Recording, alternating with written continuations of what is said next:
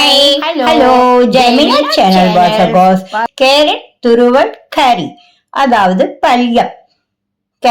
இரண்டு கேரட்டை எடுத்து துருவிக்கொண்டு அதில் அரை ஸ்பூன் உப்பு சேர்த்துக் கொள்ளுங்கள். உங்களுக்கு தேவையான அளவு உப்பும் நீங்கள் சேர்த்துக் கொள்ளலாம். மிளகாய் தூள் 1 ஸ்பூன் போடுங்கள். அதுவும் உங்களுடைய காரத்திற்கு ஏற்பவர் மாற்றிக்கொள்ளலாம். பிறகு லெமன் ஜூஸ் 1/4 ஸ்பூன். லெமன் ஜூஸை அதன் மேல் ஊற்றி கடுகு உளுத்தம்பருப்பு தாளித்து தேங்காய் எண்ணெயில் தாளிக்கவும். அதில் சேர்த்து நன்றாக மேலும் கீழுமாக கலக்கிக் கொள்ளுங்கள். சுவையான கேரட் துருவல் தயார்.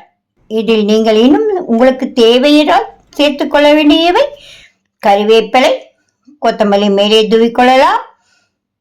பச்சை மிளகாய் சேர்த்துக் கொள்ளலாம். தேங்காய் தூவலும் சேர்த்துக் கொள்ளலாம். நன்றி வாசகோஸ்.